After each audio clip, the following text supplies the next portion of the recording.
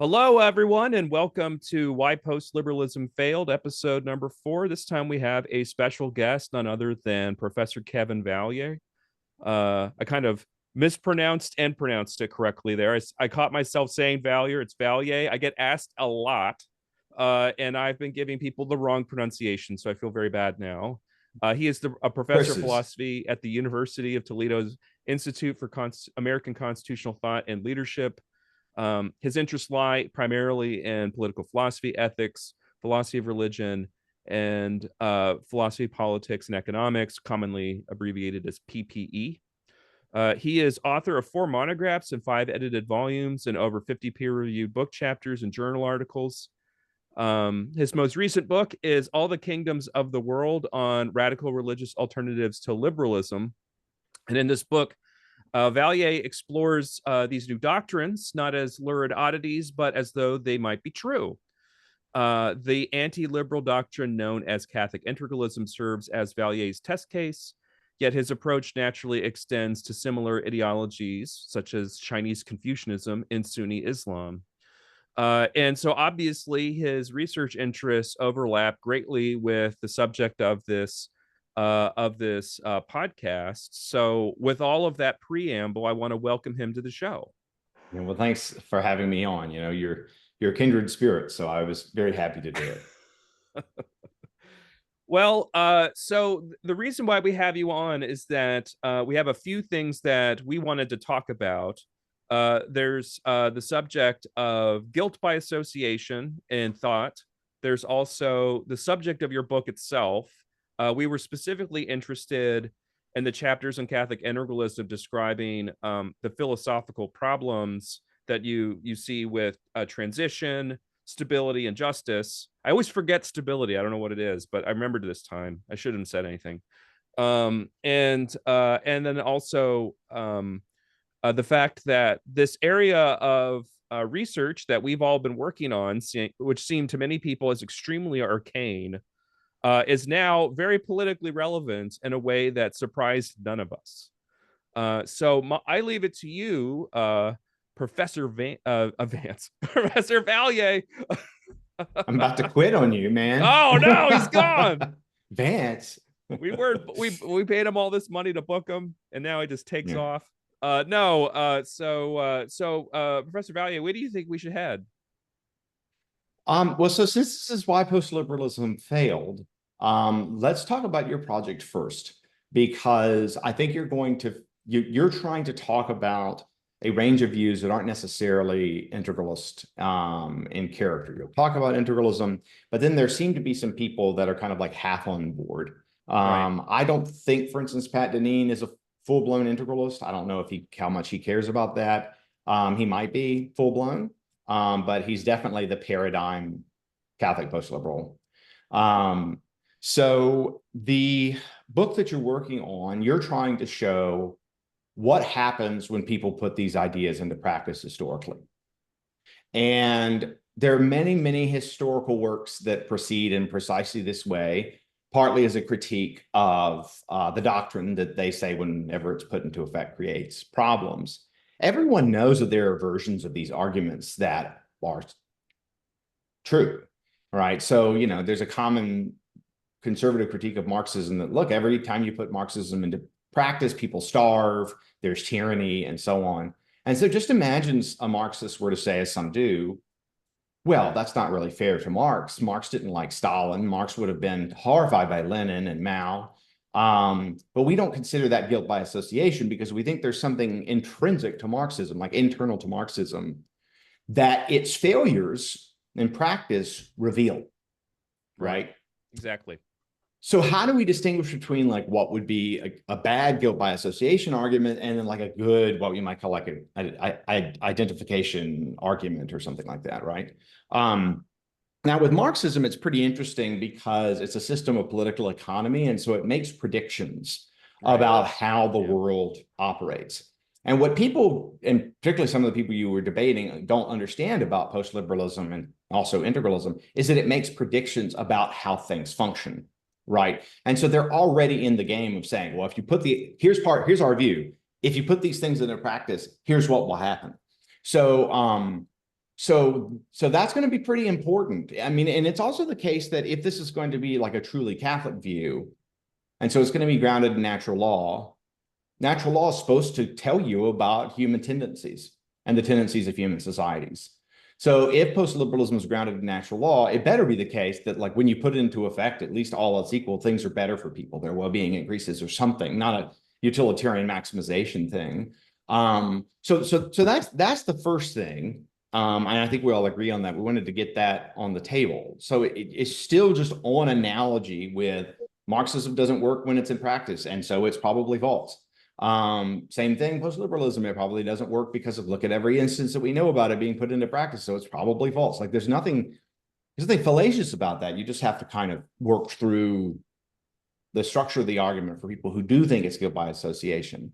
I've been thinking about this partly because I maintain a neoliberalism entry in the Stanford Encyclopedia of Philosophy, which I insisted on doing to the editors so that we would have on the internet like a non-pejorative definition of it, and it's working pretty well.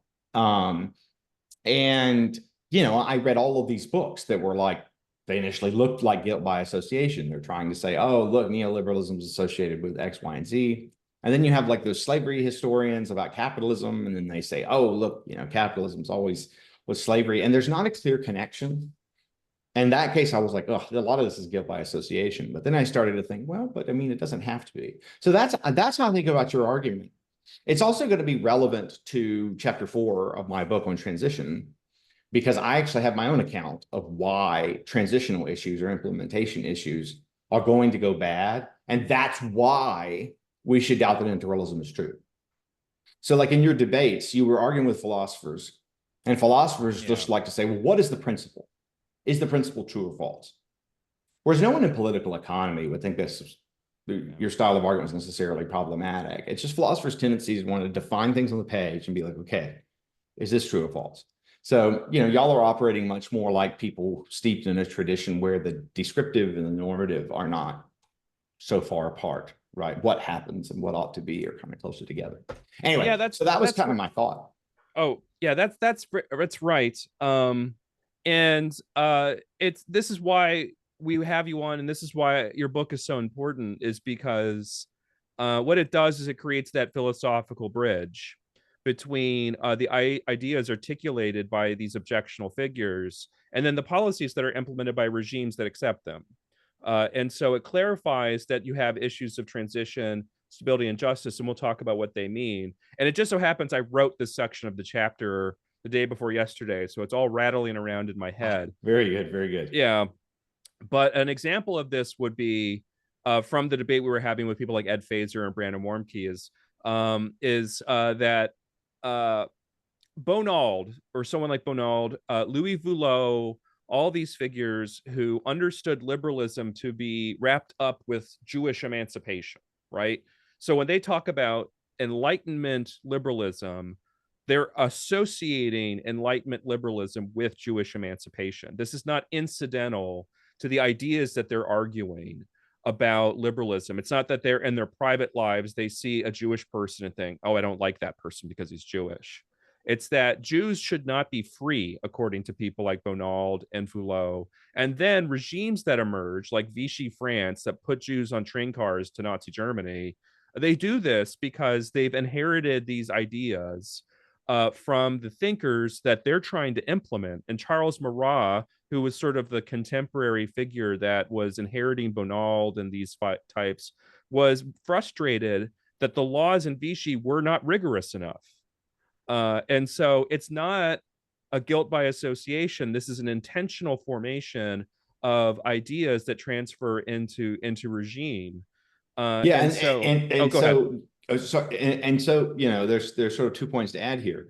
One, you can connect people like Bonald and then integralist doctrine with some people that I think were not, you know, you couldn't construe as evil or what have you, which is the popes that governed the Roman ghetto.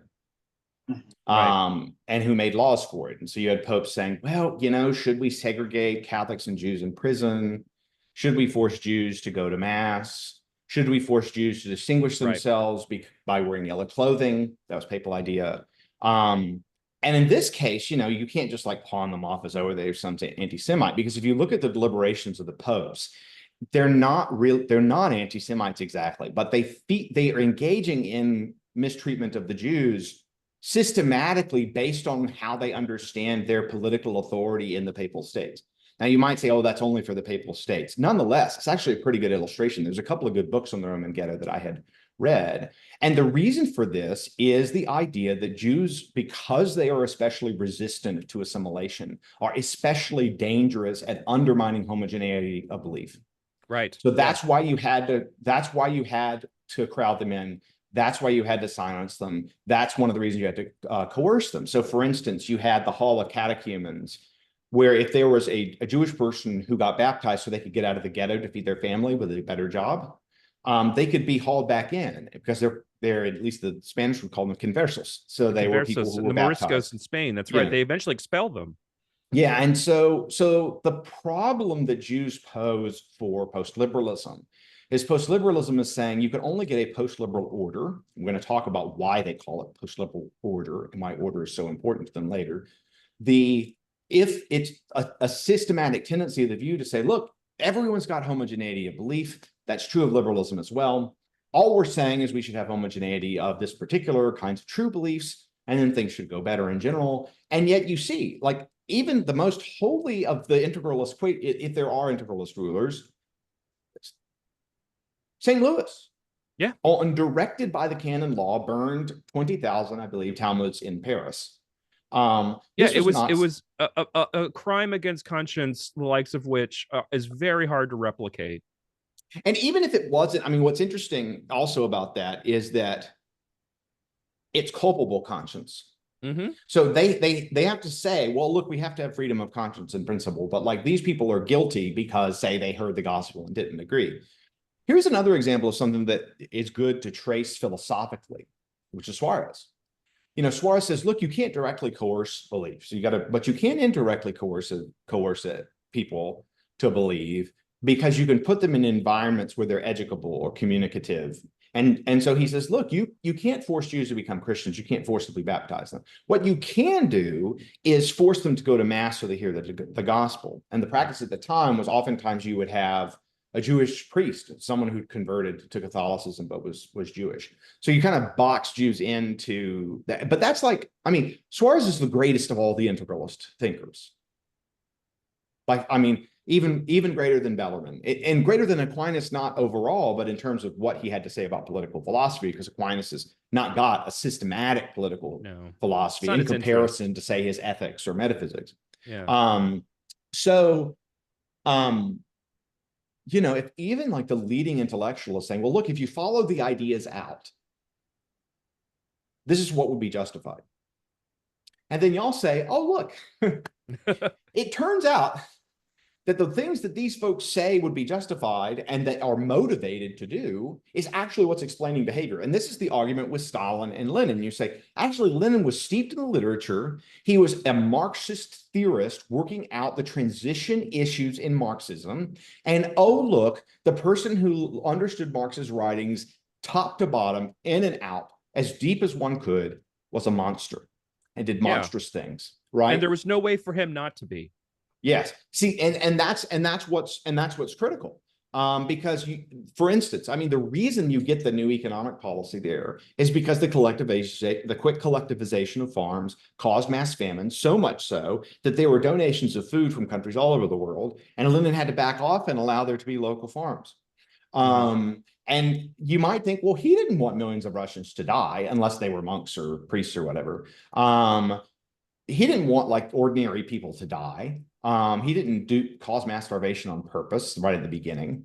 But he did it because it was the logic of his position working itself out, right? Yeah. And that's one reason to think that Marxism isn't true. So that's kind of how I think, why I disagree with them about sort of this guilt by association thing, because a lot of these doctrines, they're not just bare normative principles. They're systems of political economy, which, like, if you go to Adam Smith isn't telling us, here are the true moral principles, done, right? Right. Marx isn't doing that. John Stuart Mill isn't even really doing that. They've got a political economy. They've got a complete picture of how their philosophy, political economy fit together, about how the normative and the descriptive fit together. And so you can critique those systems based on how they tend to function in reality. Now, if you look at philosophical doctrines, like Nozick's theory or G.A. Cohen's theory, yeah, it's just bare principles. But most doctrines of the real world and ideologies are not that at all. So yeah, people like Bonald and Marat and Voulot, these are not people that are doing speculative philosophy in an academic environment. They're writing persuasive books and newspaper articles, pamphlets, and the like. And as you say, they're articulating a vision of the future. And in this case, the way that vision looks is that we have two options. This is Bonald's and Sir Lejeu's. I don't speak French, by the way, so I probably mispronounced that. Like I mispronounced your name, but there are two possible outcomes. There's either restoration of the throne and altar, and the outcome of this will be the before times of the Enlightenment and the Revolution will be over, and they'll actually be better, right? Because we'll know the falsehood of revolution, and so we'll be better able to guard against it and those who conspired to create it. And the version of the future in which the Enlightenment persists and the revolution's effects continue, what happens to France is that it becomes taken over by the Jews. And so he is writing this to warn people that Jewish domination of France is coming, and they're going to do it by tricking everyone the way that they tricked them during the revolution. And so the person who is accusing him of a guilt by association is Bonald, because he wants it. Like this is the argument he wants to make. So when I take him seriously, and when Thomas takes him seriously, that's all that's happening. Is that when Bonald says something, I believe him. He believes that these are the two outcomes. I think his two outcomes are silly. But when people recommend him to a sitting bishop in the Catholic Church, that should bother me. That should bother everyone, because his ideas are dumb, and we shouldn't think about them. Well, I'm going to put it that way. I think it's useful to see. I will put it that way every time. Yeah. Okay. It is dumb to say that like Jews would take over James and I have France a because of the little bit revolution. slightly different take on this. I actually think it would be valuable if they did translate Bonald's on the Jews. So then everyone would be very clear what Bonald thought about it. That's true. In fact, I told him that Ave Maria Press needs to publish that. Yeah. Yeah. I mean, it's so fascinating because I think in general, the Jewish people put the lie to a host of sort of problematically nationalist or integralist, which isn't really nationalist at all. No. But that say that the good comes from a homogeneity of beliefs and values, right? Because the Jews just refused to assimilate, and they were able to persist. And this is just true because they were pretty much, in many cases, the only people allowed to make loans, because Christians couldn't give loans with interest to Christians. Muslims couldn't do it to Muslims. Jews couldn't do it to Jews, but Jews, so you could do it to Gentiles, right? Yeah, and so that they, in many cases, do end up. Also, the extremely high literacy rate was also important for Jews being able to become doctors and so on. So there are these internal reasons that Jews kind of punch above their weight in terms of influence in early modern Europe. And so and this is all good stuff. So, but just so to point it is out, by the way, that you'll see influential Jewish minds and these and so on, and you're going to see they're going to be influential in lots of ways, which is, I think, wow, look, they survived all of this, and I mean, it's incredible. Yeah. It's awesome. It's something that we should celebrate. Any doctrine that makes us think, well, that's can't be true.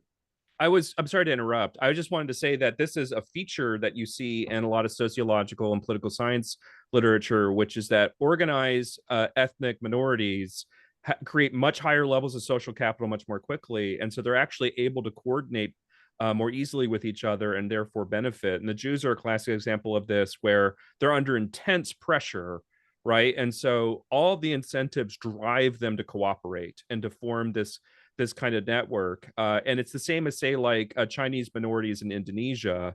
who like do very well in Indonesia, even though they're not part of the majority. And then it turns out that the way you should actually put that is they do very well because they're not part of the majority. They're actually, yeah.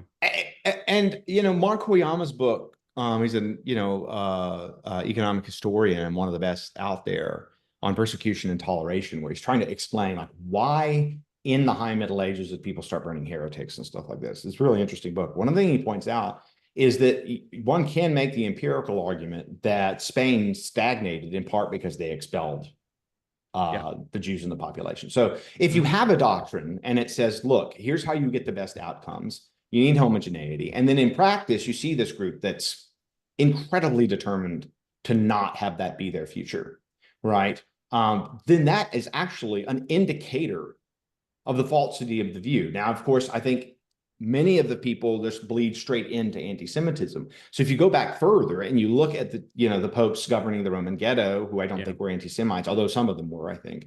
And you look, for instance, at Suarez. I mean, it is an internal sort of philosophical pressure, right? And so, yeah, I think it's a mistake to say that you can't evaluate views like this based on their historical effects. Now, I didn't follow every bit of in and out. And so maybe they're going to say, oh, well, we didn't put it quite that way or what have you. What I care about is your book being able to make the strongest case that it can make, right? Yeah. So it's not really about the Twitter debate so much as, wanting to try to get clear to people why a generic accusation of guilt by association is at the very least too quick and dismissive. So that's just what I wanted to articulate. Like, what matters is what's in the book. It's just a Twitter thing. But when I saw it, I thought, okay, we need to figure out maybe what's the very best way to sort of answer this objection, which I was thinking ever since I learned about your book, that is what people were going to say immediately. Yeah. Right. And I know it, man. I know. Yeah. And it's just, it's like I've had to do way more reading on this than I ever thought I would have to. And I didn't come to this because I'm trying to write a hack book with Thomas. It's that this stuff bothers me, and you can only write so many books at once. So we decided to kind of add to the application of the to your book, which is obviously me transitioning to talking to your book. But I did want to point out that one of the things that I think really agonized these popes and the people you were talking about is that if you read Augustine's letters, because Augustine starts off opposed to any kind of persecution, and then he has to deal with the Donatists, and he's like, you know what? Oh, it's great now, right? And one of the things that they came to him and tried to convince him that it was good. Yeah. So because they were grateful. And that's apparently part of the story. That's the thing, right? When they're reading Augustine, they're seeing that people liked the coercion and were grateful to him. And they're like, oh, so it works. Why would Augustine say this if it didn't work? And then they do it and it doesn't work. And they're like, Augustine can't be wrong. So clearly we're doing it wrong. It's crazy how this happens. And I really think that because of Augustine's position in the Catholic Church as such an important figure, that there was a real difficulty with this sort of subject. But let's talk about I know you've done this. You've got this honed to a tight elevator talk like you could not believe. I've heard it many times. But for those who have not heard this, prepare yourself for some wisdom. What is the thesis of these chapters we're talking about today? Well, so I think, most of your listeners are going to know what integralism is, but let me just go ahead and give my definition. So the first thing to say is I think of postliberalism as like a range of views, of which integralism is kind of like the most coherent, philosophically serious, sort of, it's the pure postliberalism, right? And so I think ultimately postliberals can say, well, I wouldn't go for integralism, but I think it has the center of philosophical gravity. So that's why I think integralism is important for postliberalism broadly. I also, so the way I think about integralism is this. It is a theocentric political philosophy. That is, all authority ultimately belongs to and originates in God. And this is something that basically any Christian should probably affirm in some form or another. And then you get the result, part of the result, that God gives direct authorization to two powers. the state, which precedes the church in a certain sense, is given the authority by God to say, look to the common good, or look after the common good, temporal common good of its subjects, right? Yeah. But then in a distinct divine moment, God authorizes the church to preach the gospel and then to sort of minister to the spiritual needs of its members, right? So neither power derives its sovereignty from the other, right? Now, we can all accept those claims. So what makes integralism distinct is what they take to be the proper church-state relations between the two powers. And they recognized, against, say, certain popes that claimed expansive temporal sovereignty. So Bellarmine's pushing back with Pope Sixtus V, and if Pope Sixtus V hadn't died, Bellarmine's probably going to have stuff put on the index, which was that, well, look, I mean, biblically and in tradition, the state has its independent authority. But then he says, and this is what many integralists say, and yet the church has the nobler purpose of salvation. It's a nobler purpose. So the proper integration relationship has to be then one of indirect power. That's the phrase they use. That's the phrase the School of Salamanca uses when they defend what we today call integralism, is the indirect power of the Pope. What is indirect power of the Pope? Well, the state can assist the church in promoting the church's spiritual mission. Typically, this was done through legal policy. So the church has its own legal system of ecclesiastical or canon law, and it would have its own court system. And there was a huge, fights in Europe in the High Middle Ages and later about, well, do you want to be tried in canonical court or civil court? So in many cases, you would have someone tried for heresy in a canon law court or canonical court or what have you.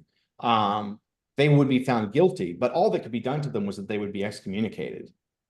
But then, because people thought stability depended on a homogeneity of belief, the king could have temporal reasons to punish the heretic, so long as the church authorized them to do so.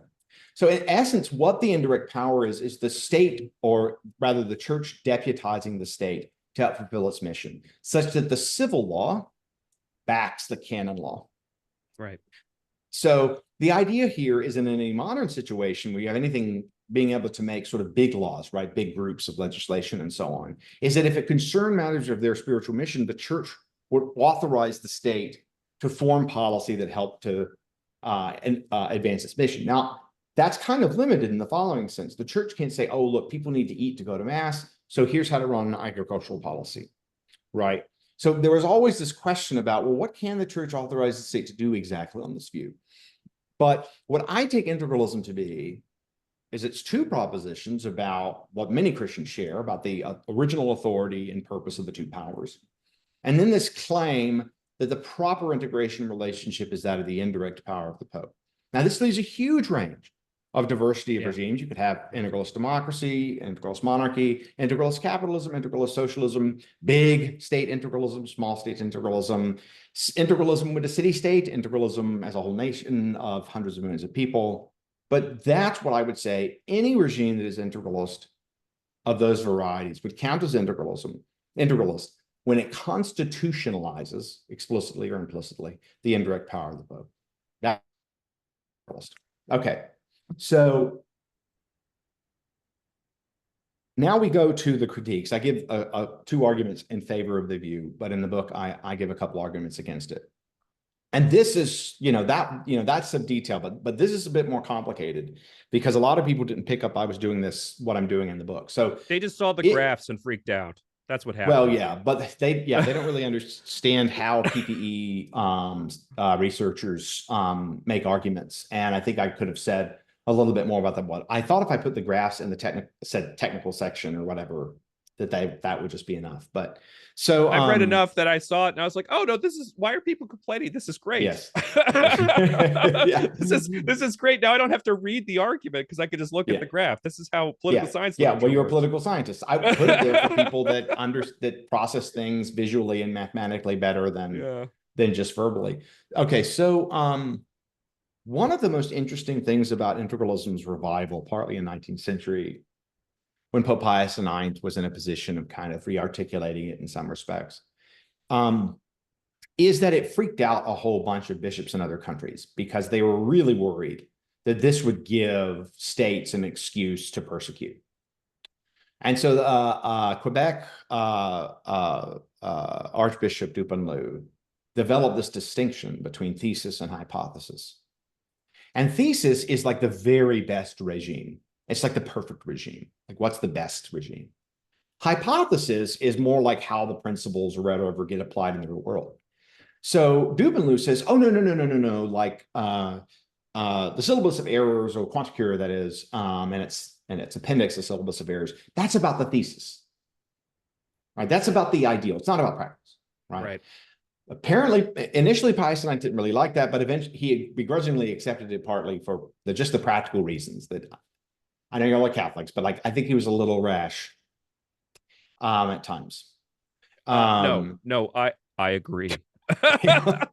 So, yeah, and so he kind of begrudgingly accepted it. But then here was this really interesting thing that happened, which is that in the 20th century, the church wanted to say, no, look, we're on board with like natural law and human rights, as we want to be part of the post-war sort of moral order. But if we keep saying this is the best regime, then our work with these other countries is not going to be credible. So this is actually a sort of a diplomatic argument that came up. This is so that was one among many reasons that people wanted to say, oh, it's not even the ideal.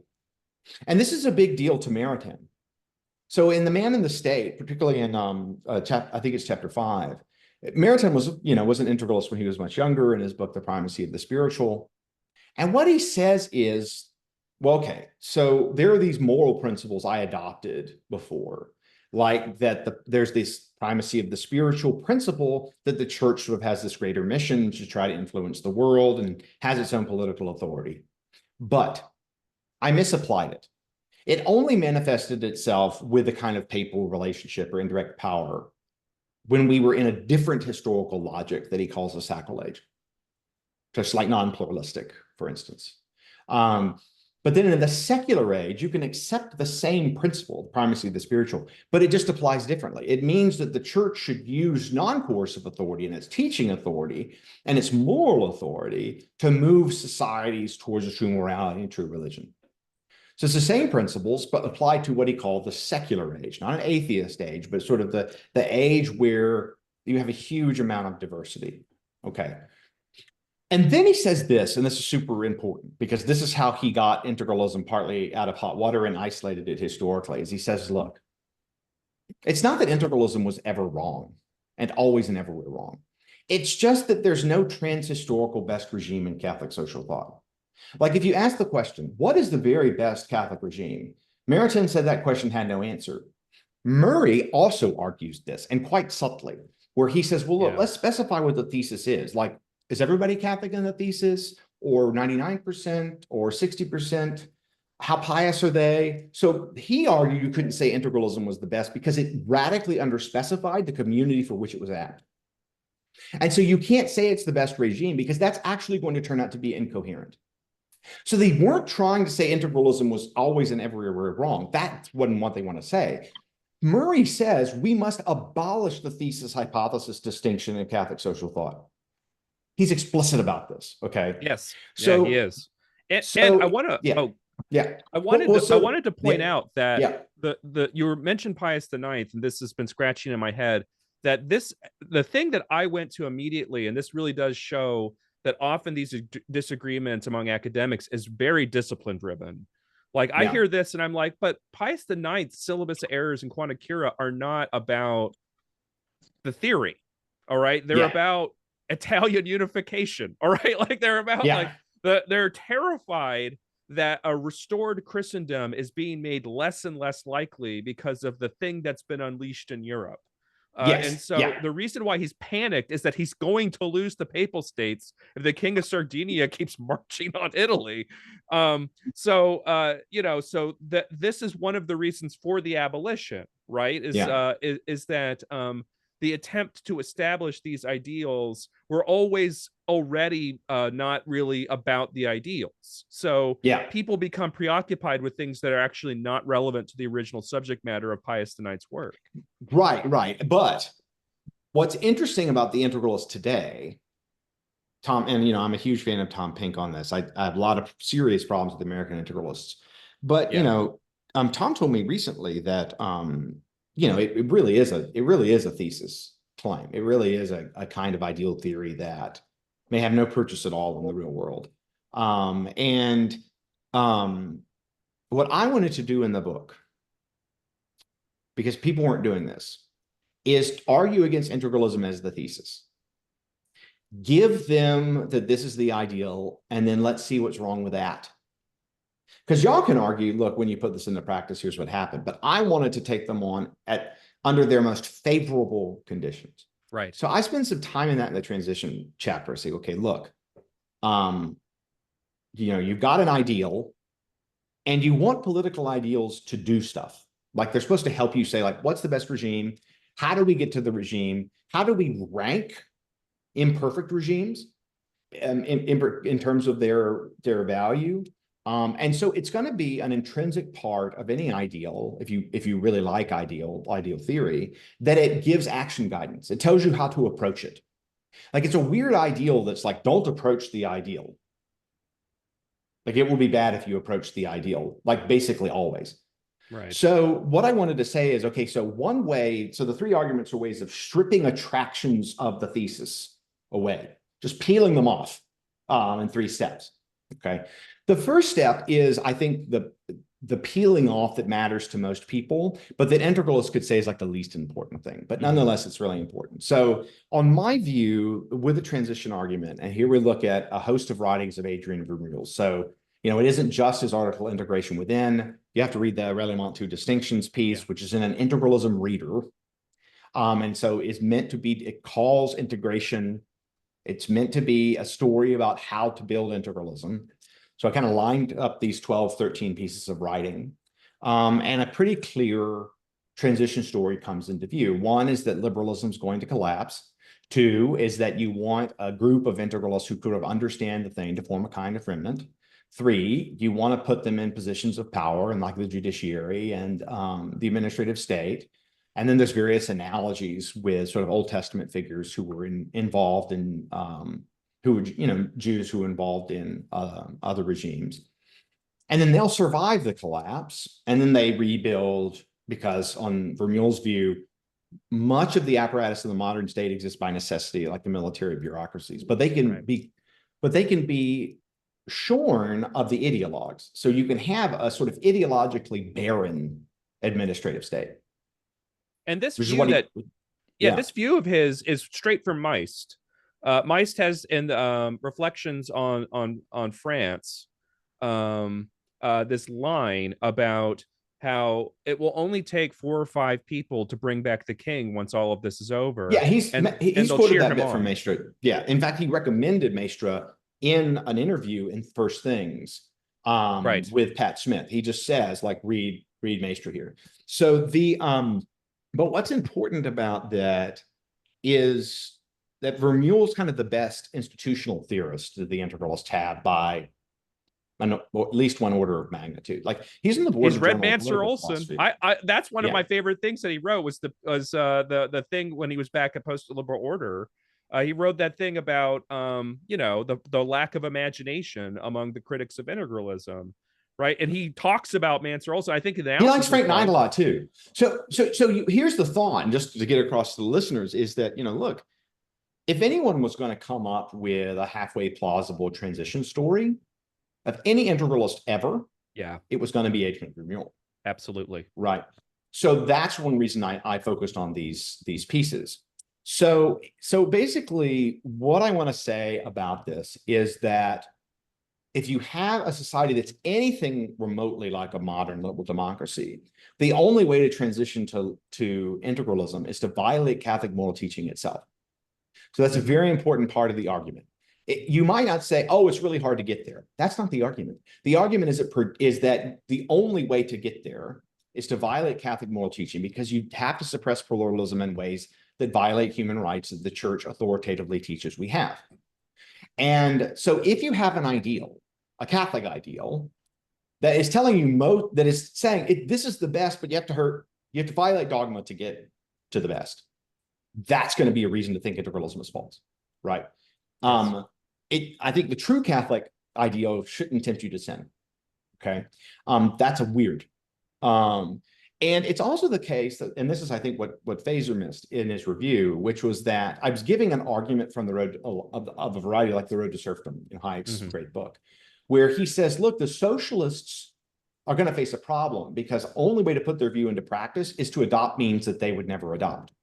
Yes. And and I even say that at the very beginning of the chapter. In a paperback, I'm just adding another sentence saying this is a Road to Serfdom style argument, where we assume the intentions are good, but the collapse occurs anyway. So it's always trying to work from this kind of like Hayekian model of collapse. And because, I mean, the problems that socialists face are different than what integralists would face. So, but to understand that I'm not accusing anyone of having bad intentions. All I'm saying is that if the integralists begin with good intentions, they're going to have to do stuff that's horrible and stuff that by their own lights would put any integralists in spiritual danger. Okay? Right. So that's what I'm doing in the transition. I don't talk about that spiritual danger point as much as I maybe should have, but it's come up enough when I give talks. And paperback, I may add a little bit on it. Okay. I would, now, by the way, because a lot of people who are going to be interested in this book are going to be open-minded, integralist or post-liberal inclined figures, and they're going to probably be more religious than, say, the average reader, but it's worth thinking about. So no, that's right. If my vote matters, that's what I would say. I probably will add it now that you have recommended it. Okay, so that's what's in effect going on. And when we're talking about transitioning to what? The thesis. How do we get to the thesis? Or at least something like it, right? How do we take steps from A to B where each one or most of them gets better and better and better? And there's all kinds of reasons to think there's worries about complexity, blowback, and so on, where, there'll be some steps where you make things better, but then you have to make things worse in order for them to get better. And lo and behold, who actually faced that problem in the real world? Marxists. Because there was no way, and they knew, they were like, well, if you have the welfare state, that will slow down the revolution. So even though we care about the working class, we're going to oppose minimum wage. Right? And so, the idea is like, oh, you transition, but to get to Marxism, you've got to fight the social democrats and defeat them, which is probably going to be worse. And then you can get to the best, right?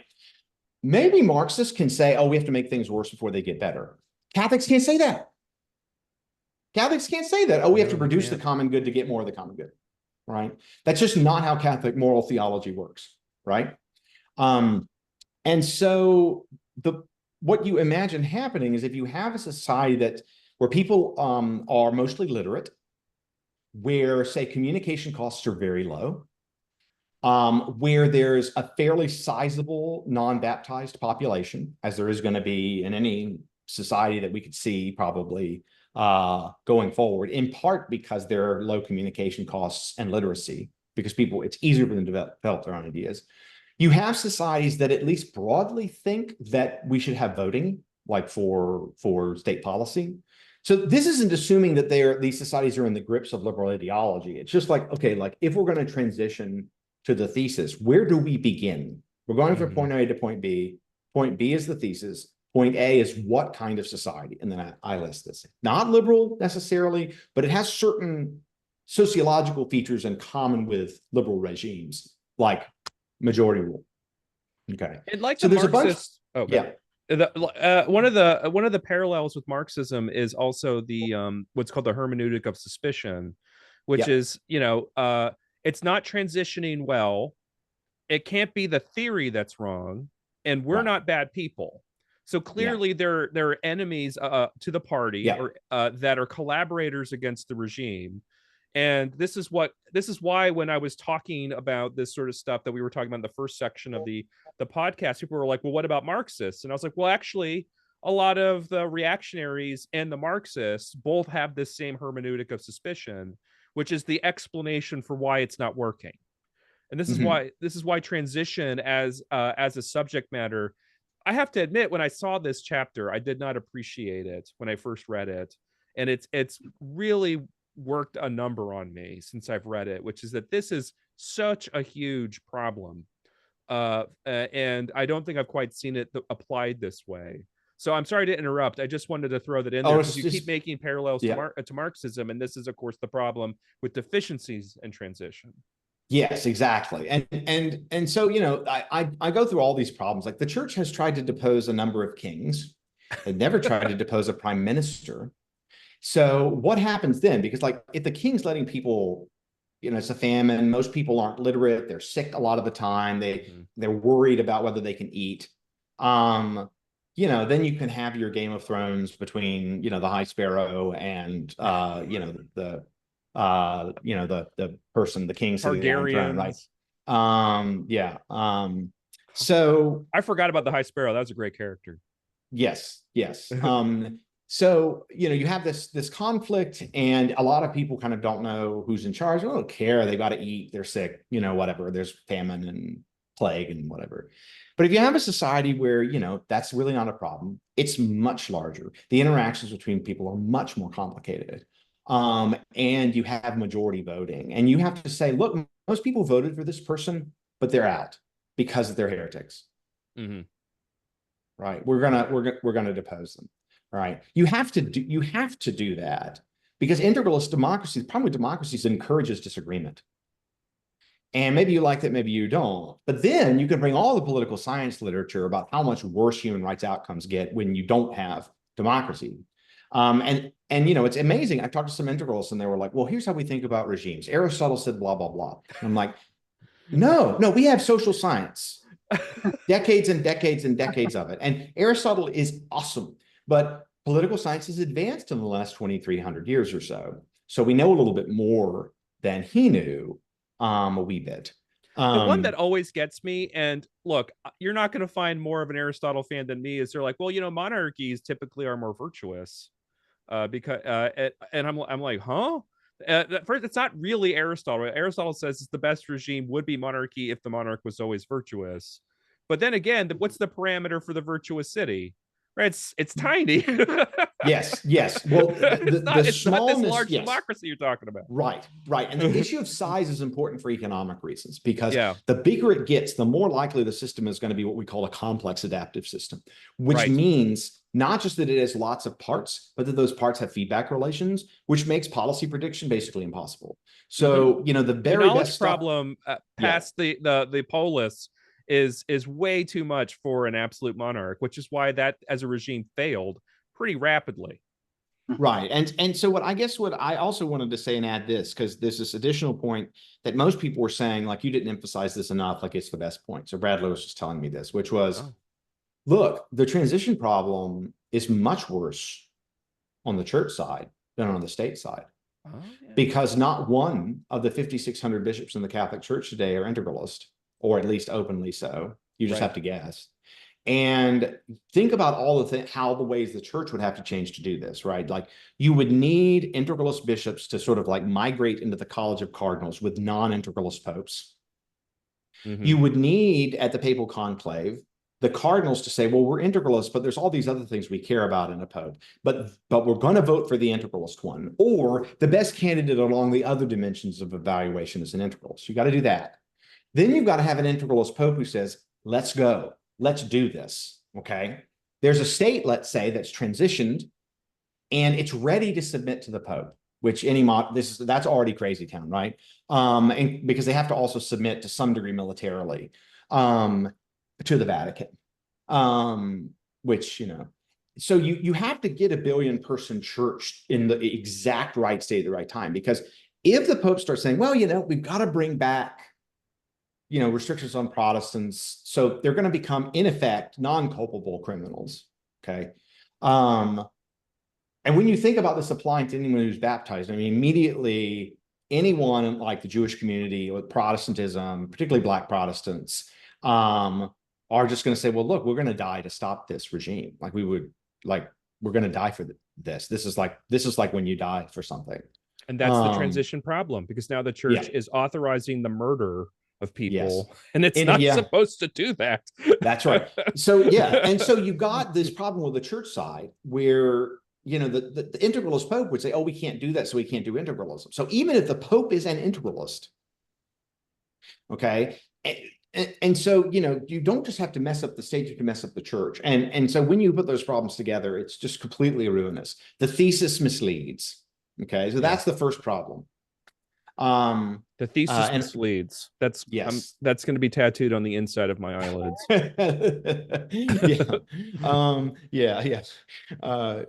Now the stability of it.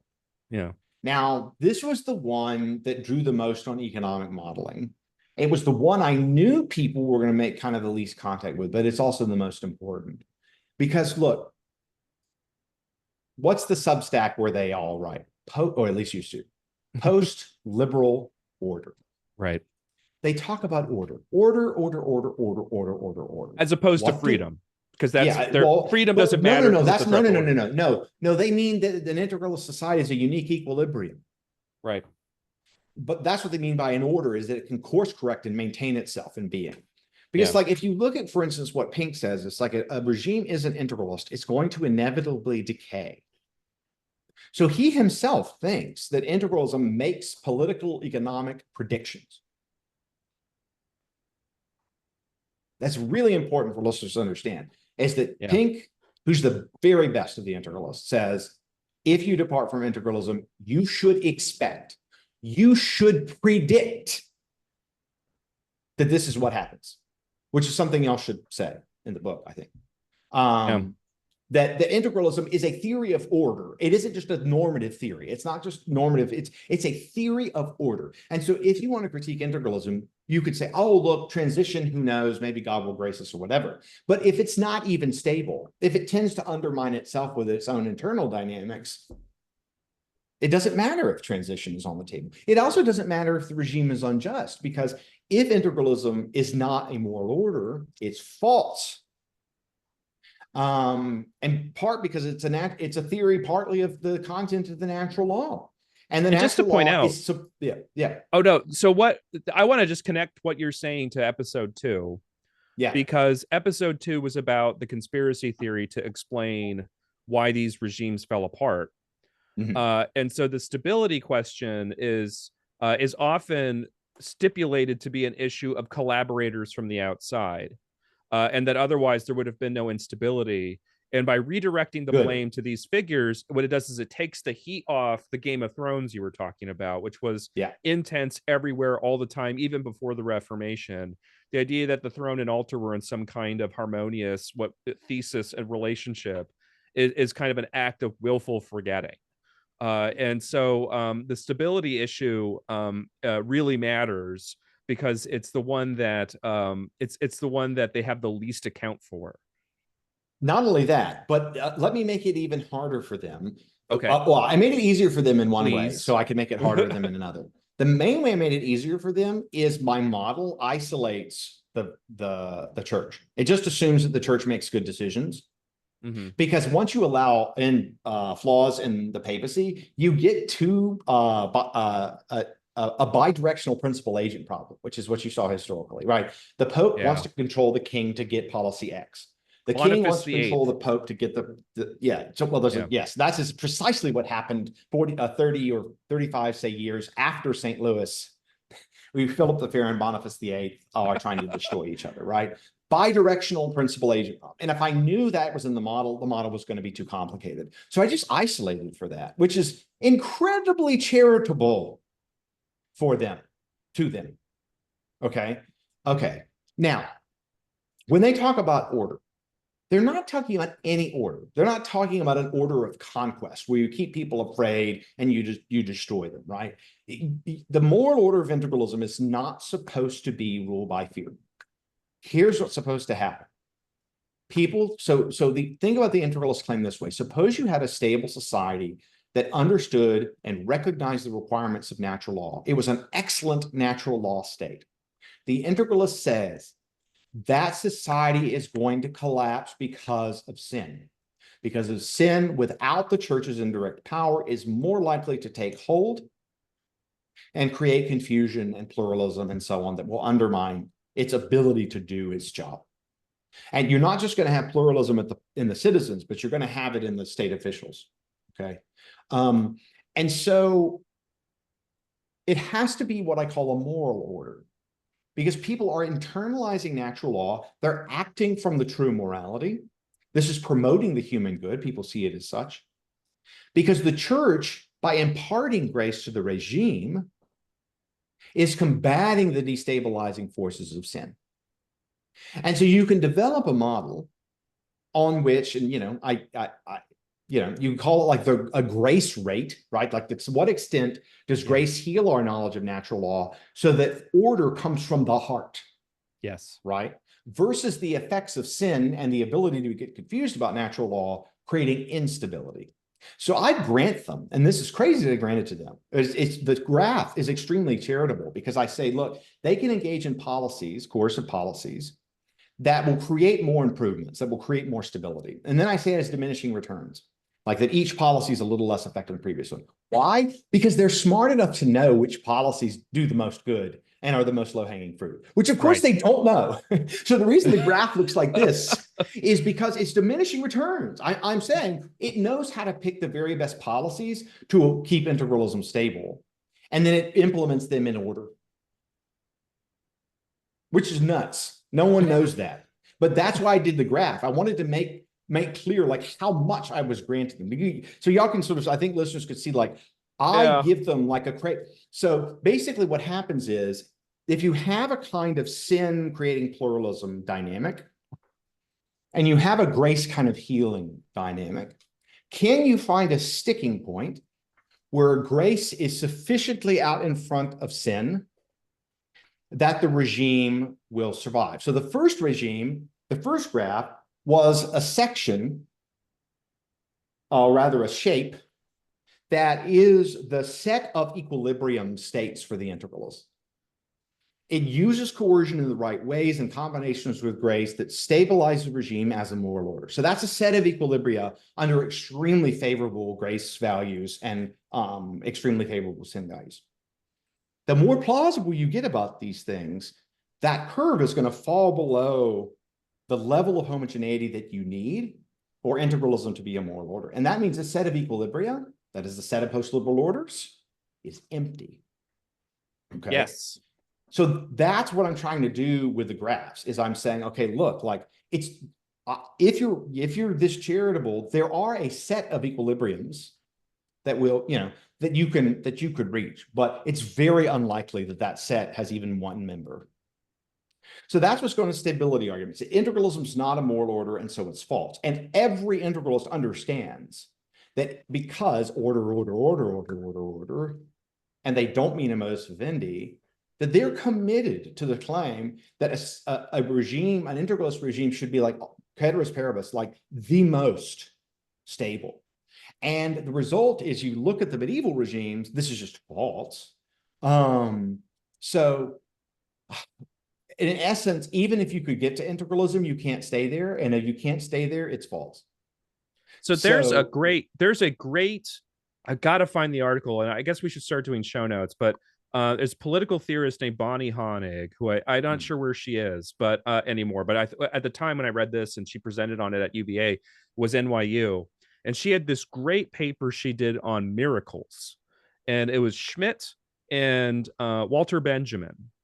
And the idea of miracles comes up in Schmidt in a way that I had never heard of. And she's so original, and it was such a great paper. But she refers to it as this sort of exogenous force that intervenes for Schmidt.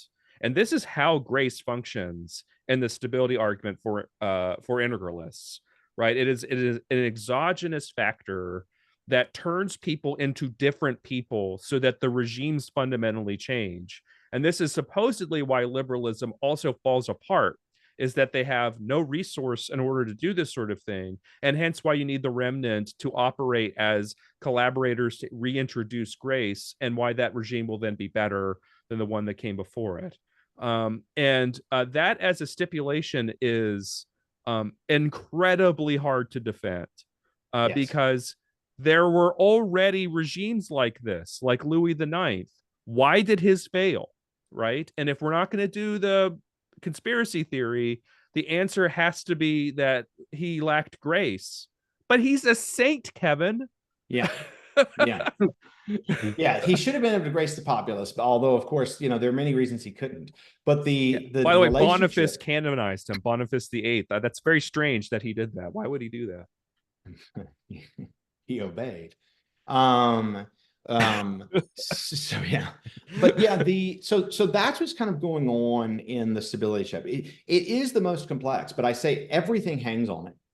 And so I wanted to construct a model that was ridiculously, obscenely charitable.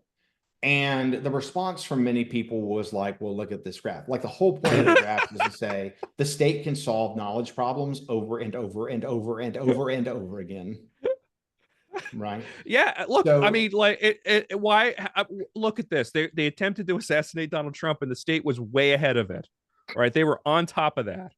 Yeah. They solve knowledge problems all the time, Kevin. What's wrong with you? So again, this is the thesis, right? And so yeah. And then comes the argument. I'm not going to drag you down any further into the mud here, Kevin. Your argument's so good, and I'm just talking trash sometimes, and it's not fair to you. Well, what I wanted to do was talk through those two arguments. I mean, the justice argument, I'm working on a reversion of it that I think better articulates why it's true, because the way I put it earlier let people think it presupposed liberalism. It doesn't at all, but I need to sort of clarify why. There's enough talks of me talking about this online and so on that we need to take up a lot of time with it, unless you wanted to talk about it. I wanted to talk a lot about the transition and stability because I wanted to make clear the role of ideal theory in these arguments. So like when I was at Notre Dame Law, and also some people had done reading groups. So the Notre Dame grad students in philosophy, they said to me, like, this is the cool thing you did in the book is you brought the ideal theory literature to bear on theology. Yes. And you found that actually there was an ideal theory debate in Catholicism that precedes it by 100 years. So that's what they thought the coolest thing was. And so I just wanted to kind of stress the importance of it. No, and they have those bearing on the text that we're writing. And honestly, I'm here. I will die on the hill of the graph. All right. Like the graph is great. When I saw Adrian mocking you on Twitter about the graph, I was like, I don't think he understands the graph. No. It's the opposite. It's the opposite. He understands it completely. I know. He's a law and economics guy. Yeah. No, he understood it completely. I did the graphs in part because I knew that Pink and Vermeule would know what they meant. Because Pink has rational choice theory background. Vermeule I was just talking trash again, Kevin. Come on. What do you... No, Vermeule completely understood it. There's no doubt in my mind that he understood it. None. Zero. He's too good at this stuff. He understood the graphs. He understood why I was using the graphs. It wasn't even hard for him. I'm 100% sure of it. Yeah, and it's very frustrating because the only thing he can do is mock them. And that is one of the things about this book that I just wanted to mention is that this book got reviewed all over the place. But the negative reviews really seem to fumble. They didn't really quite. I think one of the reasons for this is a lot of the reviewers that were negative are theologians. And so they're as a discipline, what they're detecting is that the book is not orthodox, right? Like that's often the problem is that you have like conservative or even integralist theologians reading the book and they're like, well, this isn't right because this isn't Catholic. And that's why I think you often got tagged in the justice chapter as being a lib. And it's that like justice is about ordering the soul to grace. And so it's not unjust to create coercive conditions in which people then become more likely to embrace the sacraments. And so like this different vision of justice that they have means that yours is lib. Right. Yeah. I mean, the reason I avoid that is because I'm adopting the integralist principle of justice that you can't coerce the unbaptized for religious ends. Yeah. So, but that you can coerce the baptized for religious ends. And so the justice argument is that those two propositions are in tension. There's nothing about it being liberal. I just say, look, there's this liberal looking principle and there's this anti-liberal looking principle. Here's like 5 or 6. Here's why there's a tension. Here's like 5 or 6 ways to do it. And I don't even really, I only use a consent argument that's liberal. Actually, I think there's because it's in Aquinas. But all the other theories of reconciliation I use are ones where you can get duties not from consent. So like the associative argument is just like you have the duties just because you're a member. And the idea here is like, it's perfectly reasonable to think that you can have duties in virtue of being a member. It's just in this case, it doesn't solve the tension. So there's no presupposition of liberalism at all here. There's just so I'm going to bring out in the intro to paperback edition that it's an internal, it really is an internal critique. And that what we have to focus on is that the reasons the church gives for the first principle of justice, that you can't coerce the unbaptized for religious sins, like the reasons given in Dignitatis Humanae, granting that Pink's interpretation is correct, that it's not about the liberty of the baptized, just the liberty of the unbaptized, or at least that's not quite right. But so the thought here, and again, it's just extremely important, is that I'm using the church's historical commitments to theories, to principles of justice that integralists adopt. And so you never see integralists saying, oh, look, we have to have religious liberty for everyone because the church hasn't authorized the state to do any of this stuff. They could have an incredibly powerful justice-based witness, right? They could say, look, in principle, the church could authorize the state. It hasn't. That means the church has authorized no state to use coercion for religious ends. That means a violation of religious liberty not only is a wrong to the person who's coerced, it's an offense to God. And so if they wanted to use the theory to defend religious liberty in a hardcore way, they could. Now, none of them have done that, which, we need to think about why that is.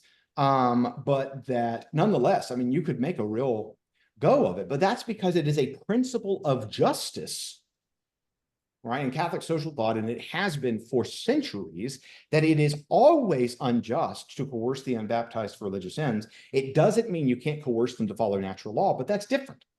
Yeah, right? And the internal external thing is internal integralism as opposed to external. Is I think where they often get confused. I don't mean to speak too out of turn here about the reviews. This is just something I thought I noticed. And the reason for this is that the dogmatic frame of mind in which they're operating is that where they see discussions of rights or discussions of the non-obligation, some way in which people have some degree of leeway, they're assuming liberalism.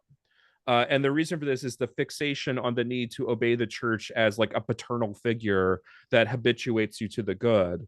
And so this is like giving Timmy too much screen time, right? And so they kind of miss the distinction because they're on a high alert against anything that's going to introduce any kind of personal discretion. Because once you leave people to personal discretion, and this is a big part of the of post-liberalism that's very informed by reactionary thought, you're leaving people immediately to sin. There's this very low understanding of human possibility, human potential, and capacity for natural virtue.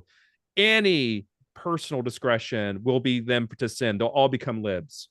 And so the fact that you give them any kind of ground there means that you're placing their souls in danger, and so you're aware. Yeah. I mean, the argument here is, I give 5 resolutions of the puzzle, and it turns out they only cared about one of them, and not the one Aquinas gave. I didn't know this. This is good. Yeah. So, which none of them have talked about. So part of the argument would be that when you become a member of the church through baptism, your will, what you say as an adult doesn't really matter for when you're under the church's law. It might excuse you from conviction for violating the law, but it still makes you a member under the law, simply in virtue of becoming a member of the body of Christ. That's true, I think. But the issue that comes up is, okay, well, what kind of enforcement does it put you under? And the difficulty here is that you can accept that association alone makes one a member of the church, that is just by baptism, accept that. But it radically underdetermines what legal system you're under, right? Mm-hmm. So it could be the integralist understanding of the legal system. It could be another one. So I say, look, let's just concede that there are what philosophers call associative duties. You have to argue now that those associative duties are integralist. that means you have to say, oh, by being baptized, that puts you under civil law. Yes. In the idea of the thesis regime. Okay. And that's a claim that any Catholic, like for instance, Father Rooney, he said, well, look, baptism can put you under a system of law. Okay. Okay. Many Catholics believe this. Now, I actually think there's some counterexamples which are more complicated than that. Like if there's some Protestants in the wilderness, American wilderness, and a father baptizes the children. I think it's weird to say that alone puts them under canon law, but whatever. We don't have to talk about that piece. Because what matters is, even if you grant the most illiberal theory of political authority, that is the associative theory, it underdetermines integralism. It doesn't do the work because it doesn't solve the problem of whether coercing the baptized is legitimate or not. Because just because there are associative duties doesn't establish the duties that integralists think exist and that everyone else does. Right. So the point there is there's nothing liberal in that argument. Nope. There's nothing liberal in it at all. It's just to say we're granting the illiberal point that a mere association gives one duties. And I actually don't think liberals need to deny this, but nonetheless. So there's nothing illiberal in that. It's just to say that the best illiberal theory, and this is how I would put it down, the best illiberal theory of political authority radically underdetermines things. So that's what I would say is critical to sort of bring out, is that people thought, well, look, you're complaining about people having enforceable duties when they become a member of an organization, and that's not a problem. Just like it isn't a problem that you're born into a family and you have certain duties. I don't think that's a problem. I grant that the associative response could work for that reason. So, this is why the philosophers aren't making that argument. And some of the people I've talked to that are working on reviews now that know theories of political authority know that I'm entertaining all of these theories that are not consensual theories of political authority. So anyway, that's why I think, it's wrong to call the view liberal. But since enough people said it, I'm going to have like a page in the intro to paperback edition explaining why it's still an internal one. And listeners might be interested to know, in Tom Pink's review, which was like way better and nicer than, I think there were 3 reviews that were like, all these arguments presuppose liberalism. Yeah. 2 were very short, like the one in Crisis and the one at like La Thomistica or whatever it is. Yeah, there was one by John Macias. That was the one that I was really thinking of. Yes. And so yeah, they said like it's all liberal. And so I just didn't follow what was going on. The best reviews were like, yeah, they like, we like chapters 4 and 5, but maybe chapter 6 is maybe the weakest here. So I think, but Tom actually brought out in his review on the Josiahs a 7,000 word response to that argument. The nice thing was that Tom Pink said the argument merits a huge amount of analysis. And I think that's what put, say, the Phaser review in its place, because Tom knows everything about it and said, look, we need to be very, very careful here. Here is the response to the argument. And we just had a back and forth about it at Magdalen College in Oxford, where we had the one-day conference on the book. And he's going to publish that Josiah's piece in a version of it in the American Catholic Philosophical Quarterly next year. And then I'm going to put in my response. So we're going to continue the exchange. Again, because of how seriously he takes the justice argument. Well, we were saying in the previous podcast that, for all of our disagreements with Pink, he is, we all are very much in his debt, because the conversation that he's provoked has really given, I think, both Thomas and me a much greater appreciation for the kind of work that was done at Vatican II and Dignitatis Humanae. And I don't think I'll ever stop watching that debate between him and Ronheimer at Notre Dame. That's one of my favorite recorded pieces of academic stuff I've ever seen. So, we've been on for a while, and we absolutely, this is, it is July 19th. I think I forgot to say that at the beginning. So it's been a few days since we found out about JD Vance being nominated as vice president under the Republican ticket with Donald Trump. He accepted the nomination a few days ago. I know, Thomas, you and me have been beating this drum about the significance of post-liberalism in conservative circles. And we had this plan of action we actually talked about earlier in the transition argument of integration from within and ralliement. And ta-da, it's there, it's happening. If Trump wins, it'll have gone from Adrian dashing off something for the Josias in 2018 to the Naval Observatory. The Naval Observatory. Isn't that the name of the place where the vice president stays? Am I crazy? Oh, I'm gonna look it up. I didn't know. Yes, it's I guess that requires a check. But it's the vice presidential residence.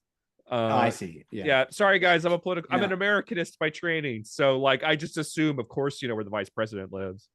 I see. Yeah, no, it's not quite White House or 10 Downing, is it?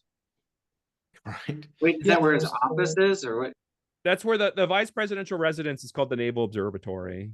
I don't think there's an actual telescope in the dining room. Well, was that apartment on House of Cards, was that accurate? Oh, I just didn't watch House of Cards. Oh, sorry. That's the only time I've ever seen a movie where the vice president, they show their residence. I see. But the reason why the reason why to talk about it is here it is. Here's the transition, Kevin. We're watching it real time. Yeah, I mean, the interesting thing about the Vance nomination to me is that there are so many different factions on the new right. They're all happy about this. But if you think about it, it is kind of odd because they do seem to have a lot of internal differences. Now, you might say that's not odd because the fusionists are the enemy, no more Pences for VP, just Vances, right?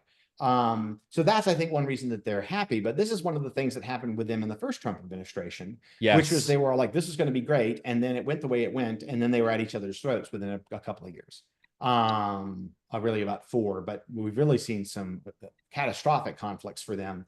And this may reconstitute them. I don't know if they can set aside the personal stuff to do it. But some of the they've got 2 years. They think they have 4.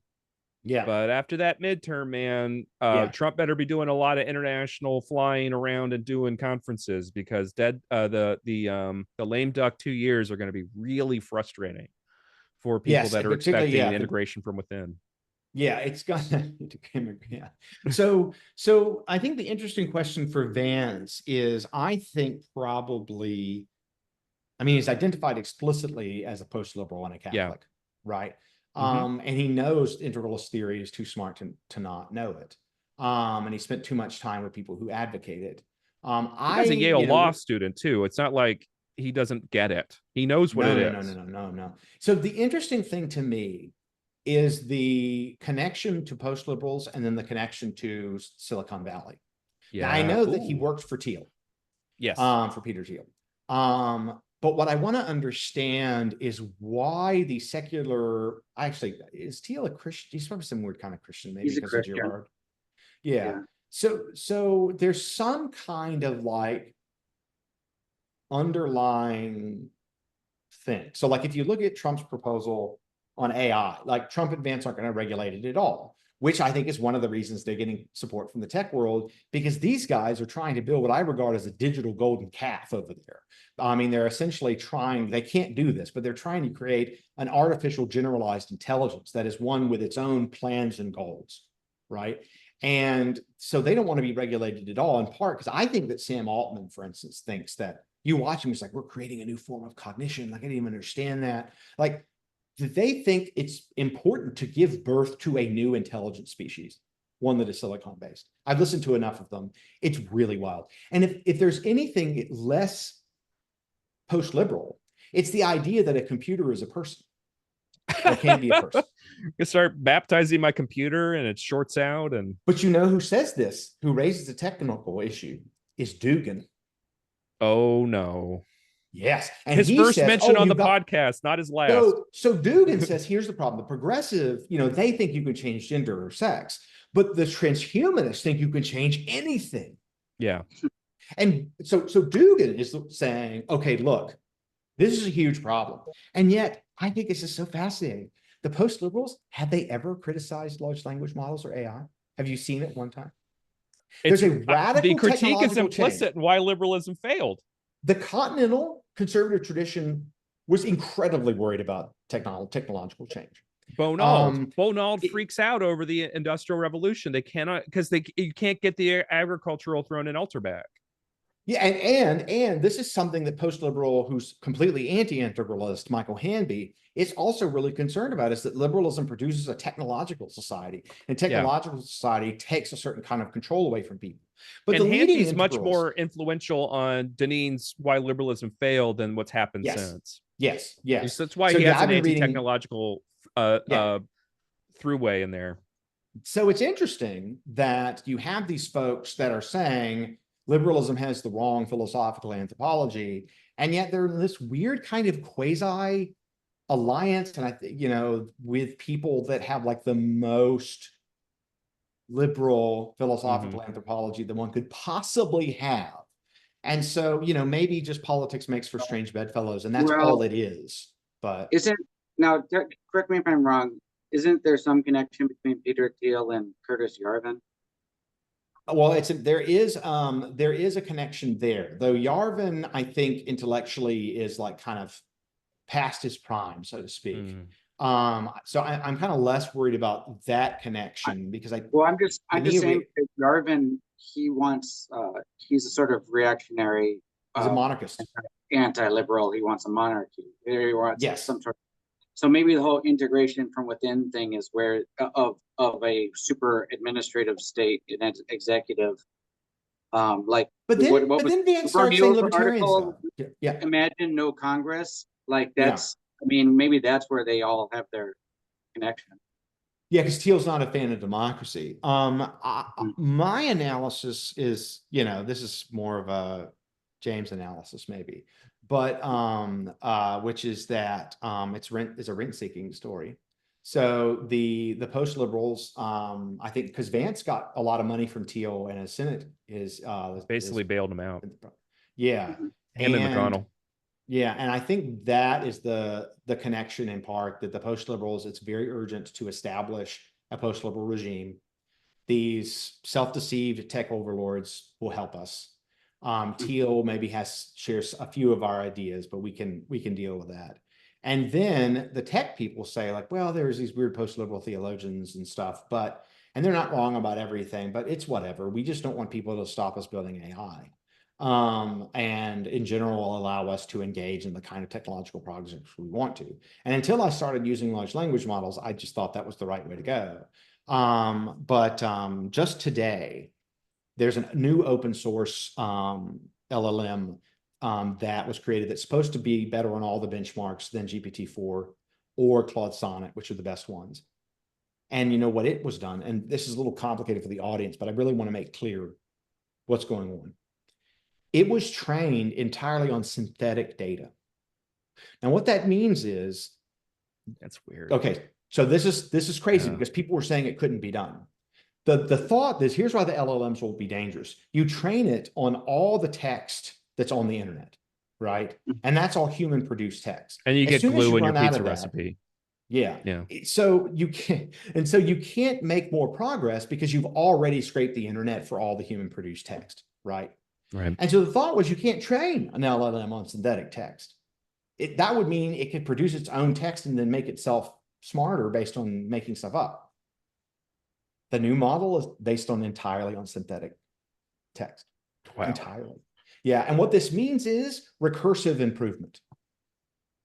Now the AIs might be able to improve themselves. Now, we don't know what the rate of return is on that, but they're already looking at not using transformers in order to produce the power base for the large language models.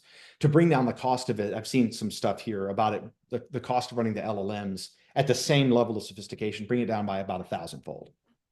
Which is absolutely necessary as a precondition for this stuff, yes. Unless we find threefold. 1/1000th of the cost is what I should say. Okay, so now you've got people that are building machines whose capability we don't understand, that the military is surely incredibly interested in, and now these machines might be able to improve themselves.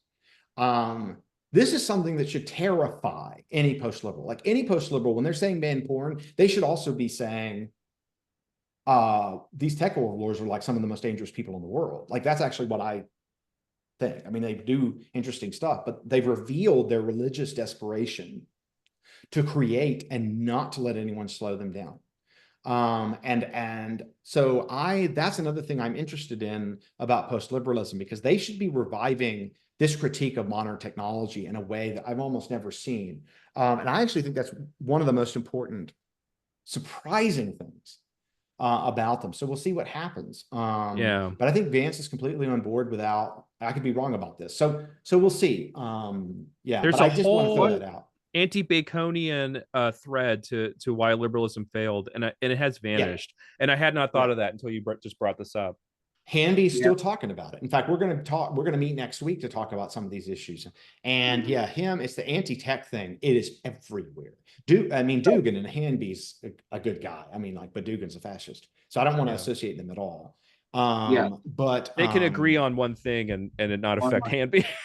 That's right. Yeah, we actually think that that's not a good way of arguing. Yes, right. Right, exactly. So I'm kind of interested to see what happens to post-liberalism part 2, if Trump and Vance win.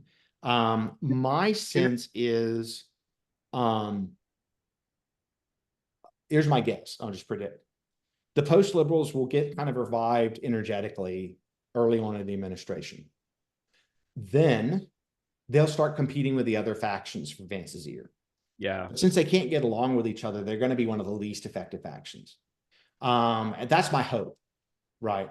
The fear is, if they were good critiques of Silicon, if they were fierce critics of Silicon Valley, which is becoming politically realigned, then I would think, okay, well, maybe they'll get this like huge problem right or something. But I don't think that's going to happen. I think Trump Vance, there'll be no substantive regulation of these models at all. Can I just step in here to clarify for the listeners or the viewers why we're connecting Vance with the post-liberals? And I want to be very careful that I only go to publicly available information here. There was a Politico article that came out yesterday. Some people criticized it for some of the details, but it substantiates very well his connection with the 7 different thinkers. Patrick Deneen, Sohrab Ahmari, Peter Thiel, Curtis Yarvin, Rene Girard. Rene Girard is not anti-liberal, or he's not really involved in politics. In fact, I find it very strange that somebody who loves Rene Girard would become a populist, because populism is sort of appealing to scapegoats. It is the scapegoating. Yeah, so it's right? Literally the regime, right? It's the Christian who should be the end. Christ is the scapegoat, right? That's what makes it so unique. But populism's like, no, the scapegoat is immigrants, right? Yeah. Well. And then Sohrab Ahmari. And we know that Sohrab Ahmari and Patrick Deneen are post-liberals. I know Sohrab Ahmari now calls himself a social democrat, but he has not really ceased to work alongside post-liberals. In the Claremont Institute. Oh, and Rod Dreher. And Curtis Yarvin. He said, yeah, we got Yarvin in there. Yeah. And Yarvin's not religious, but he shares their opposition to liberalism and democracy and promotion of, Deneen is not opposed to democracy. Old Maurice May approach, right? Which is, I may not be religious, but I support obedience. He's like the Charles Marat of this group. Yeah, Maurice May, we got it. Great. No, it's an important article. I've been sharing it.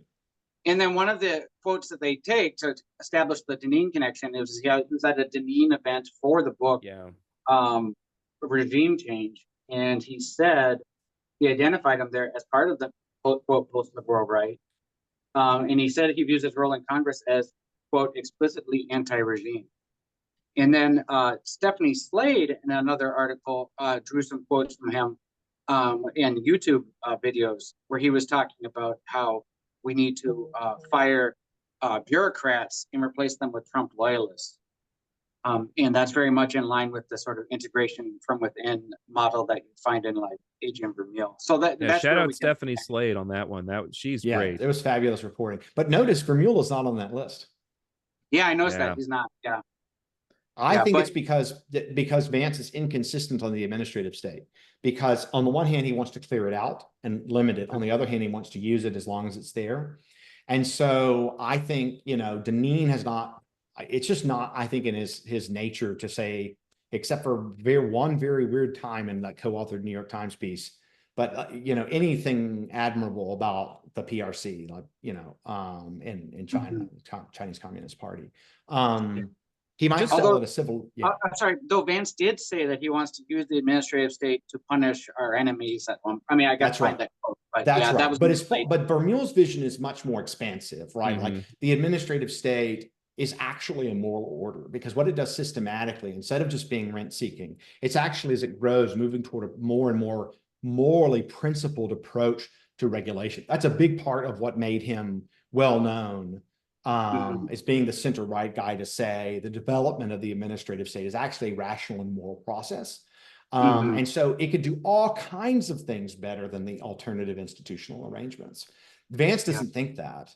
And so that's, I think, reason that Vermeule wasn't up there. Even though I think Vermeule has been an influence, it's less of an influence because they actually really do have differences on the administrative state. Because Vance would never say, we should have the level of monitoring. So for instance, Vance opposes vaccine mandates, right? Like this was like, but Vermeule supported them. This was the big throwdown between Chad Pecknold and Vermeule, right? Yes, was the issue of vaccine mandates. Yeah. So I think that one interesting thing that's happened is that once Vermeule sort of pulled back from Twitter, which is understandable because he endured a horrible personal tragedy. Pray for Adrian and his late son. No, I have it's the worst thing that can happen to a person. Horrible. But one thing you saw on Twitter was the disappearance of big state integralism. Big state postliberalism is just gone. Like there's nothing really about state size as long as there's tariffs and stuff.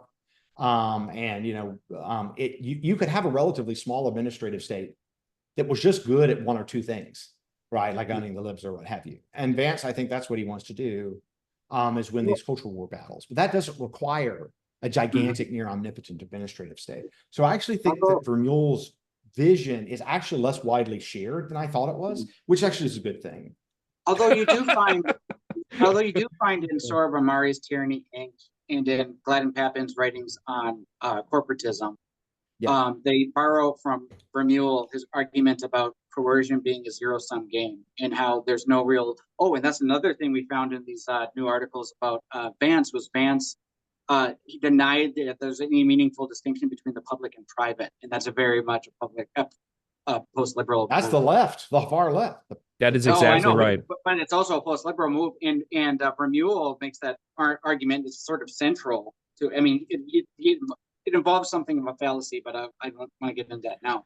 But about how coercion is a zero-sum game, and how whenever we take power away from the government, we're just giving coercive power to the private sphere. So is this on your mind, Thomas? Because you're doing the political economy I'm doing chapter. The political economy chapter. Yeah. So I've responded to this. Yeah.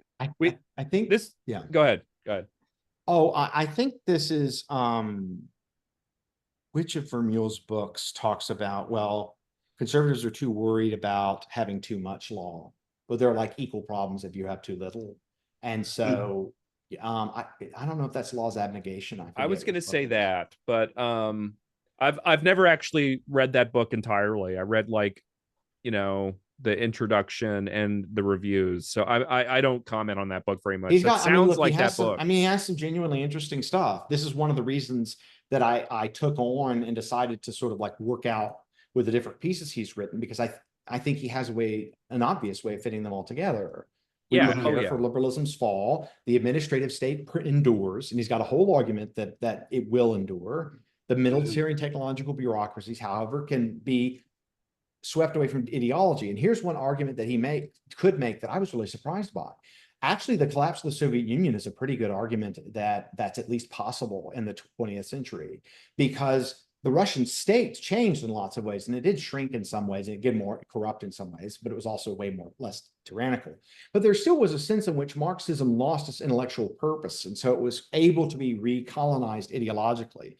If he made that case, then I think that actually would have strengthened his case, because he would say, and I think wrongly, but could say, well, look, liberalism in the administrative state could collapse, have a legitimacy collapse in just the way that Marxism in the Soviet state did. So it's not unimaginable that you could have an ideological collapse in the United States, but I don't think that happens to democratic regimes. I've got to get the book again and finish it. I feel like a bit of a schmo when I go on and talk about Adrian, and I haven't finished all of it. Anyway, I did want to point something out, and we should really close after this, because as much as I'm enjoying this, we have lives to live and kids to pick up and take to martial arts in my case. But earlier you mentioned the factions, the post-liberal factions that are part of this. And the funny thing about the chapter that I'm writing, applying your framework, is that this happens all the time to Catholic integralist parties. There's actually, in the Argentinian case, there's a really awesome book on this. Just want to shout it out right here. Alberto Spektrowski wrote on the origins of Argentine revolution of the right. There's this funny problem where the integralists are very much behind a right-wing dictatorship, and he's in favor of them, and they become part of his some cabinet. Of the American integralists, right? So I mean, Pink's a Republican in the sense of a small R.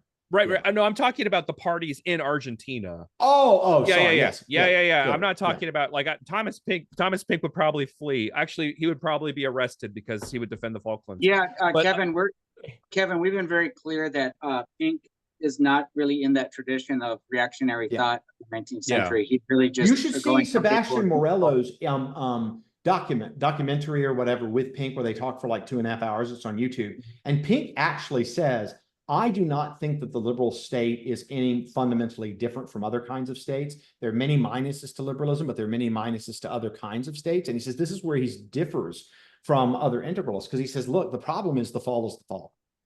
And all of these different states are going to have a problem. He even says he doesn't think atomism is uniquely modern. So where he gets off the boat with Zanini, he doesn't think the modern state is fundamentally different from other states. He says, well, what states do? They're never neutral. They always try to control the structure of the family in order to reproduce their values. That's the most important non-neutral thing that it does. But states all do this. They all do this. They all mess with the Catholic order. And that's just because of the fall. Yeah. So it's really important that, and because Morello isn't an integralist, he's a Roger Scruton student that is a post-liberal, but thinks integralism is a irresponsible form of ideal theory, which is exactly what Scruton would have thought, and maybe thought if you. That may actually be a better place to end. I was just going to point out that in the Argentine case, when the integralists got involved, they eventually get pushed out because they're what are called vote losers. Like everyone starts to really hate the Argentine dictator because these guys are really annoying, and everyone inside the sort of imperial sort of context find them insufferable at meetings. So something about this, maybe just one. I'll say two things, just one thing briefly, which is that it might be good for you to talk about why integralist democracy is unstable, just directly. Oh yeah, sure. Yeah, I think that's going to be important, because the integralists will say there could be an integralist democracy. I mean, Leo XIII says it doesn't really matter monarchy or democracy for the size of the state or whatever. And so French Catholics should get involved with the Third Republic or what have you. But I do think for your purposes, you're going to need to argue, well, here's why we don't see these sort of strong Catholic democracies, or why they are incredibly fragile, like Quebec and Ireland. Like, why are they fragile? And why is it also that these groups manifest in dictatorial forms, but they don't emerge in the same way as a normal democratic party? So anyway, I just think that's going to be important. I think it's clear that integralist democracy is going to be unstable, but particularly when you imagine that the Pope exercising the indirect power against the prime minister. I just think it's a fundamentally different thing than exercising it with a king. Now that brings another thing is that pink, that a lot of the integralists don't appreciate with pink, is for pink there are natural law constraints on the exercise of the second of the indirect power.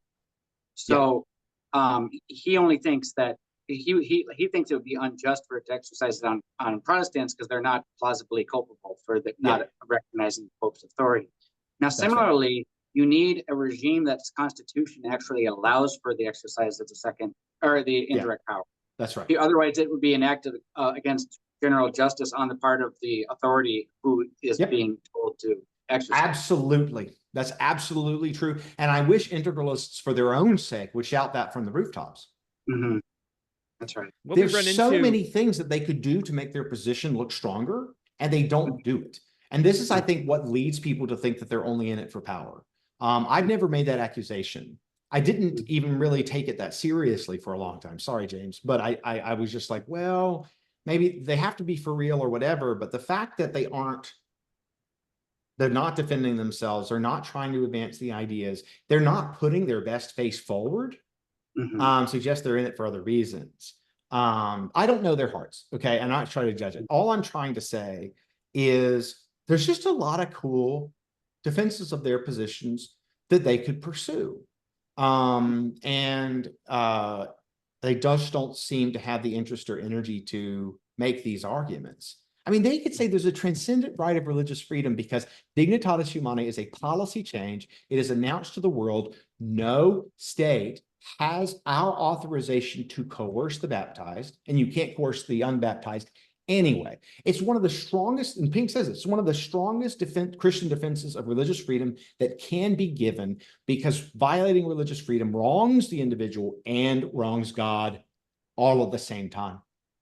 And they've had since 2015 to say this, and they haven't said it, and it's time to start taking them seriously. Well, I will say that when I said that they're pursuing the libido dominandi, I was talking about the aesthetic of the followers that kind of truck and barter in online discourse, not so much about them. But I await many articles from these people to defend certain positions or criticize others, and they're not. I would love for them to do that. Not even the Josias is doing that now.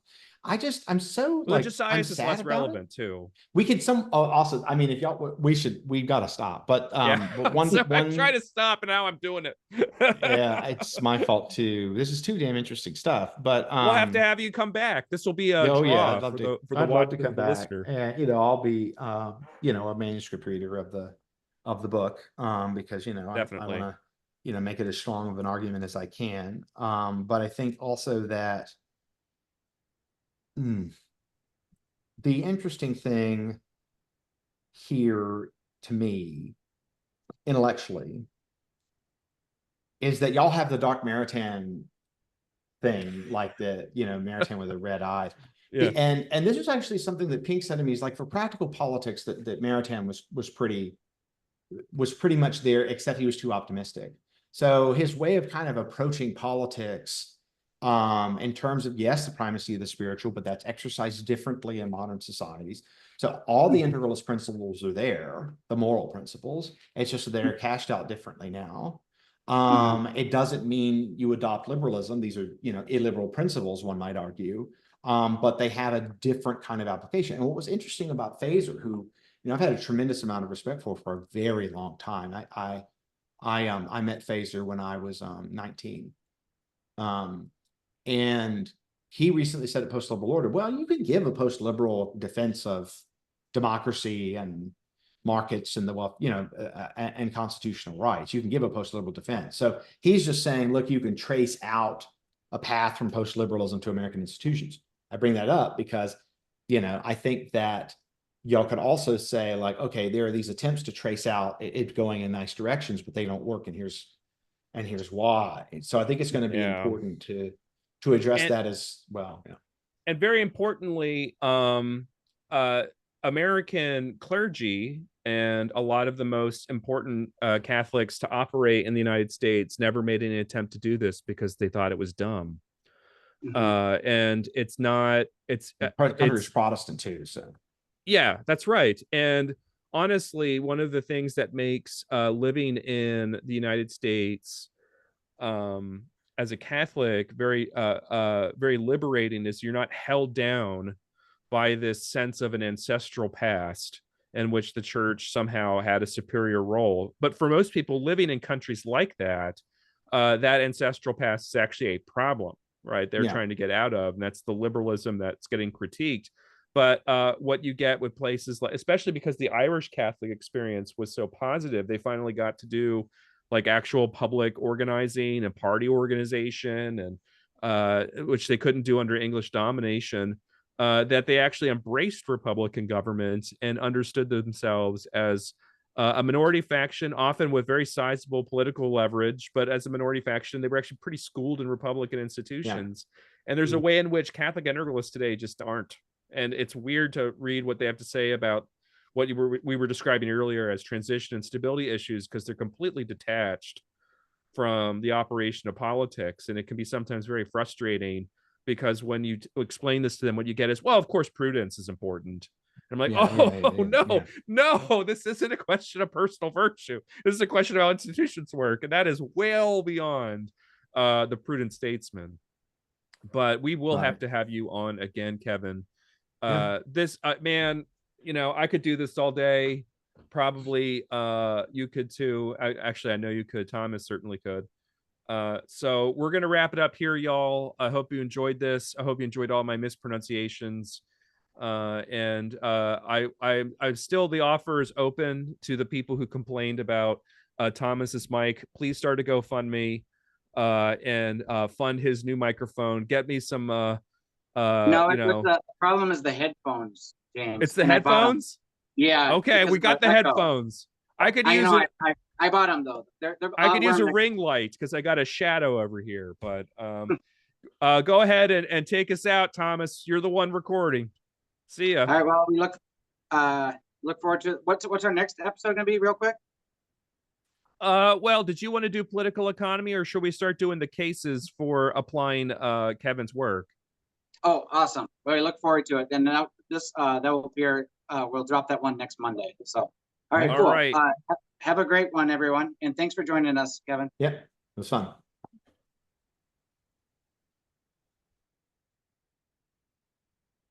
Oh, he's gone, and you